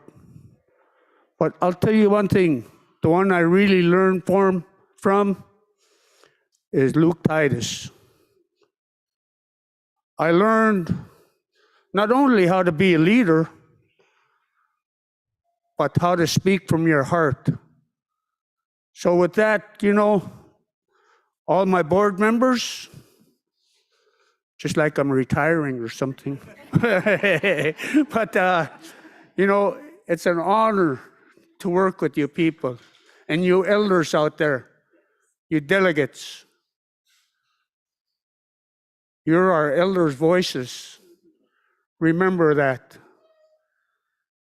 You're the ones that our younger generation are going to listen to. And like I tell my grandson, if you don't listen to me, I'm going to kick you in the butt. But, you know, he's excited when we go out. They all are, all those young people.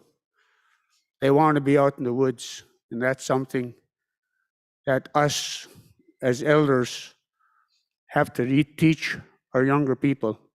So thank you.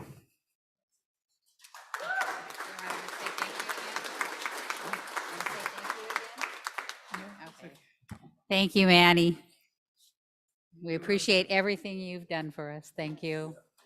One more round.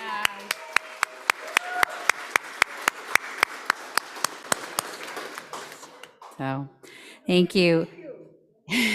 He'll be around still. We're also going to have, besides this recognition here at our annual meeting, down the road, when we have some time, we will be having a little get-together with the elders that always come to the Denakkanaaga with Manny. So we'll have that for him shortly. At this time, we will have the election results. And if our election judge, Alan Todd from Doyon, could come up, please.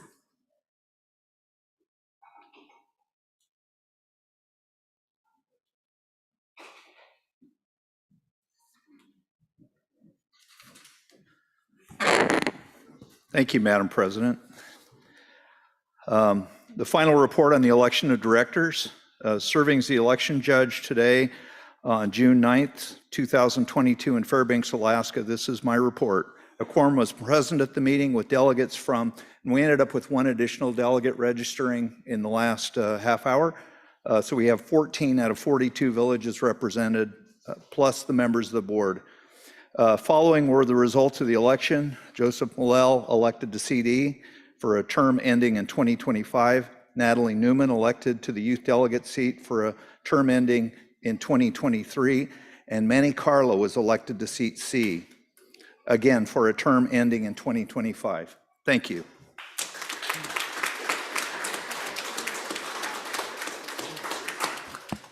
Thank you. At this time, Anna, would you like to say a few words as our outgoing seat? I just want to say thank you so very much for an exciting 3 years. And this does not mean I'm going to stop, that I will continue working for you guys. And that's what my elders taught me. My Auntie Evelyn, when I was a young girl, she said, Anna, come on, you got to go with me. And by following her, I became the health aide in Minto. And I will continue to work for the people, not just in Fairbanks. If I find something that needs to be worked on, I will continue to work. And I want to let Denakkanaaga know that you can call on me anytime. So feel free to do that. Thank you for this wonderful time with all of you. And Manny, get your working hat on. Thank you so very much.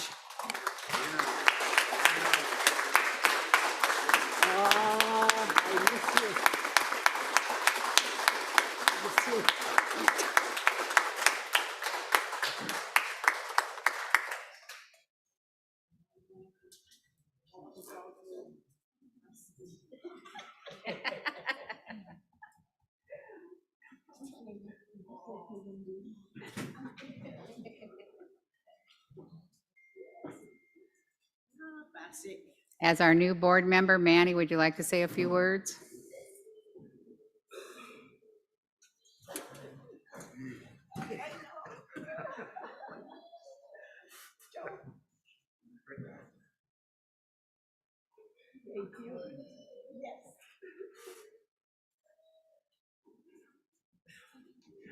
Thank you, everyone, for your vote of confidence. I really appreciate it, and I'll do the best I can to work with this board. I look forward to it. Thank you.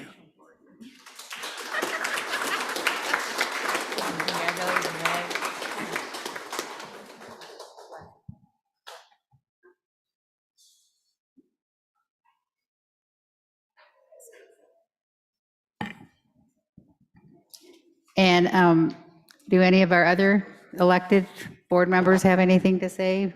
Joseph or Natalie, would you like to say some words? No? All right.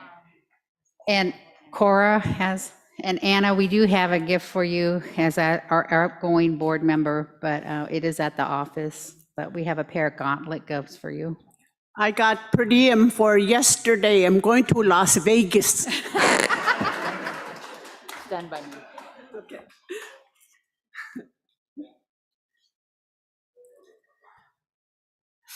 I just want to say a big thank you to Anna.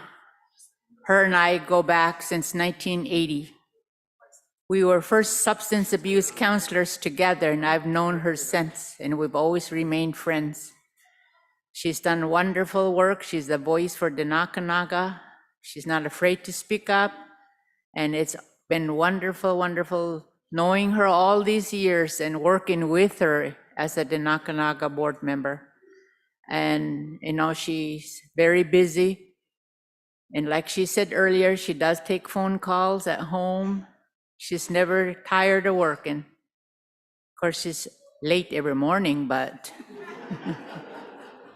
But aside from that, I just want to wish her well.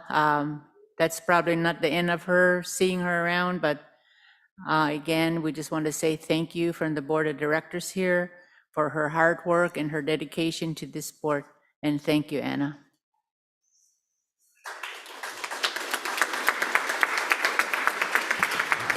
Cora's always teasing me. I used to tell her she'd come visit me just to see Richard.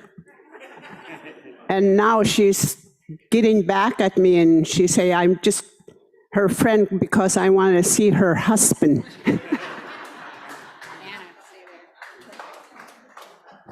I first met Anna back in 1970, I think. Me and Richard were really good friends. I just came back from Vietnam, and I met Richard.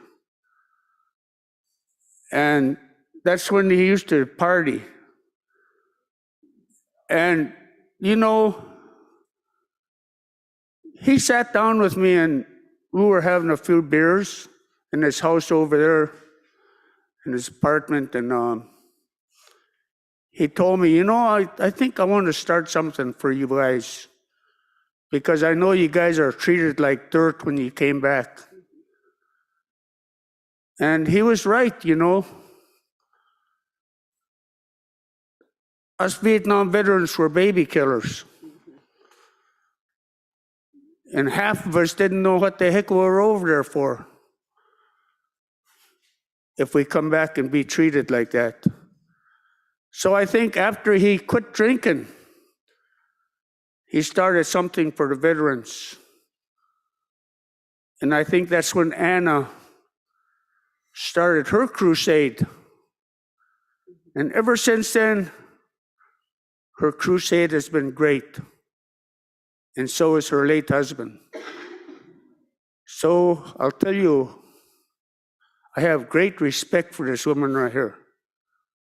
And I'll always call her my chief.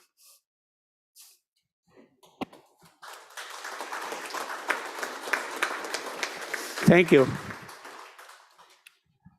I just want to say somebody came to me here at this meeting regarding veterans. My desire was to get the organizations to train a person to bury veterans in the village. Train the village people how to do that. 21 gun salute. We do that in Minto. 2 young men taught us there. That one was Andy's grandson, and the other one was Preston Alexander. You guys got to start it yourself. I tell my son, Daryl, you help the veterans out in the village so they could be buried with honor. And I'm going to continue to push that. Thank you so very much.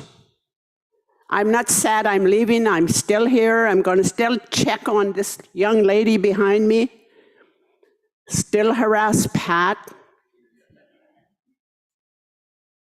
And hopefully our adopted native girl over there. So thank you again. Thank you, Virginia. You're going to see me all the time. Bessie.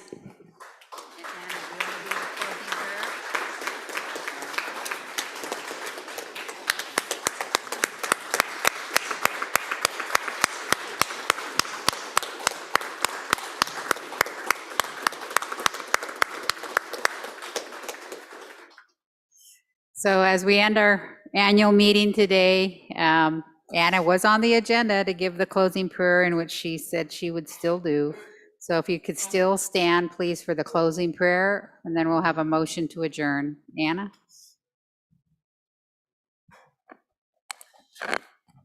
I'm going to sing a short blessing. If all you Episcopalians and Roman Catholic know it, join in. Praise God from whom all blessings flow. Praise him, all creatures here below. Praise him above, ye heavenly hosts. Praise Father, Son, and Holy Ghost. Amen. Glory be to God. Thank you, Jesus, for everything that you have provided for us. Help us to continue to work for the people, Lord Jesus. You put us here as servants to serve people. We pray, Heavenly Father, that you will continue to walk with us and make stronger at this time with our families leaving us and dying and sick, Lord. This is when we need your strength the most. Help us to worship you and call upon your name every day of our life. In Jesus' name, amen. Is there a motion to approve the annual meeting? Natalie moves. Is there a second? Margaret seconds. Hearing no objections, this annual meeting of Denakkanaaga is adjourned. Some notes, your photos are ready if you want to see the photographer. And also TCC has graciously donated some bison meat. If you want to see, where is he? If you want to go to the desk over there, there is some bison meat. Dewey will be over there and he'll hand it out to you if you'd like to take some bison meat. Also, if you have not voted in the beading contest as a delegate, you need to do so, please.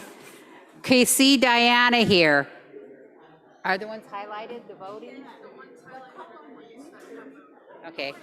Clifford Charlie, Donald Charlie, Irene Peters, John Honey, Paul Williams, Margie Walker, Edna Deacon, Alfred, who's that? Jonathan? Alfred Jonathan, Gerald Albert, Leonard Andrews. Please see Diana. The board of directors, we need to have a special board meeting right away. If you could please meet over here. The rest of you, there's a lunch. Please join us for lunch. There's lunch over there. Oh, Alan, please come up here for a moment, please.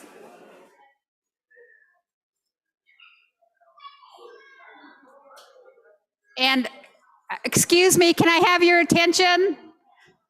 Can I have your attention, please? There are several things that we forgot to do, so please, if I could have your attention. You can visit during lunch.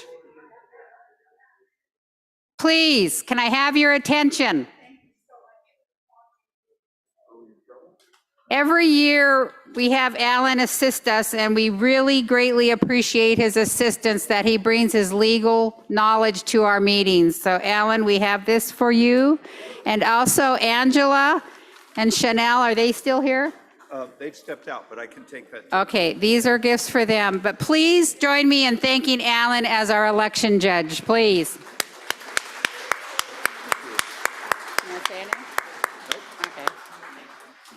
We also want to say thank you to two other organizations, Josh and Josh, two Joshes. Oh, where's the other Josh? He's not here? Okay, Josh Broderson, could you come up here, please? Could I have your attention, please? As our consultants for IT, they not only have helped us here at the conference and the annual meeting, but they really undertook our project of getting iPads out to the elders. So we want to say thank you to our vendor, TechWise, for working with us on serving the elders. And Josh Broderson is with TechWise, and we just want to say a big thank you, Josh. So thank you. And also Josh from Sound System Resource. I always get the name wrong, yeah. For our Sound Resources Systems that does all the audio, thank you so much. And we have a gift for Josh here to give to him. And thank you to our techs, thank you so much. Appreciate it.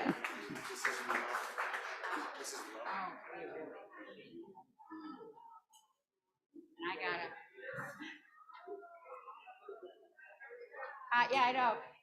Lunch is now served. Please grab a plate. Board members, please go to this side. We will have a special board meeting with Alan Todd.